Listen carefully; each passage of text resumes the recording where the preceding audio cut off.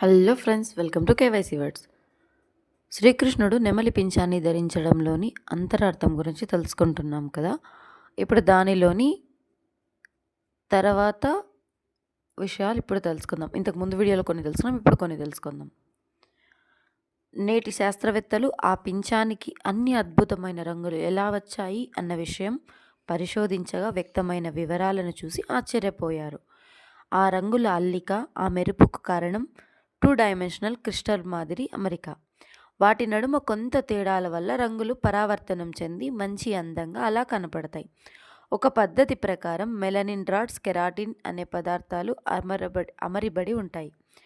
ఆ అమరిక వలన పింఛం పొడవునా రకరకాల రంగులతో, రకరకాల మెరుపులతో అందంగా కనపడుతుంది. ఇదే విధంగా భగవంతుని సృష్టించిన సృష్టిలో రకరకాల మనుషులు చూడటానికి 2 కళ్ళు, 2 చేతులతో ఒకే రకంగా కనపడ్డా వారి వారి కర్మానుసారంగా, వారి బుద్ధ్యానుసారంగా వేరే వేరేగా ప్రకటితం అవుతారు. ఆ వైవిధ్యమైన వ్యక్తుల సమాహారం ఆయనలోనిదే అని తెలియజేస్తుంది ఆ నెమలి పింఛం. ఆ పింఛం ఎటువైపు చూసినా ఒక కన్ను, ఆ రంగుల కలయిక అలానే కనబడుతుంది. తాను అంతరంగంలోనూ బయట అన్నీ ఒకటే అని గమనించు అని చెప్పే తత్వమే ఈ శ్రీకృష్ణుని నెమలి పింఛం ధరించడంలోని అంతరార్థం. ఒక మనిషి జీవితంలో చీకటి రోజును చూడవచ్చు, అదే బాధని. అలాగే సంతోషకరమైన కాంతివంతమైన రంగును కూడా చూడగలం. అలానే నెమలి పింఛంలో కూడా మనకి చీకటితో పాటు అందమైన రంగులు కల నెమలి పింఛం కూడా ఉంటుంది. అంటే అన్నిటిలో కష్టమైన నష్టమైన సమబుద్ధితో వ్యవహరించమని చెప్తుంది ఈ మయూర పింఛం. నీలమేఘశ్యాముడైన ఆయన నీలి కృష్ణవర్ణం కలిగిన ఆ పింఛం ధరించడం వలన ఆ అందాన్ని ఇముడింపజేస్తుంది అన్న ప్రేమతో శ్రీకృష్ణుని తల్లి అలంకరించిన ఆ పింఛాన్ని ఆయన దేహం ఉన్నంత వరకు ధరించి ఆవిడ మీద ఉన్న ప్రేమను గౌరవంగా చూపించాడు.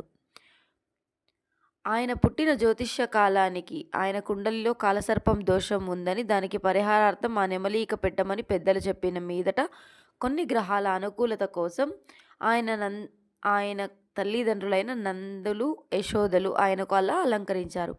ఎటువంటి దృష్టి దోషాలున్నా వాటిని హరించే శక్తి కలవి అని నమ్మిక. పుట్టిన నాటి నుంచి ఎందరో రాక్షసులు చికాకులు భరించారు ఆ తల్లిదండ్రులు.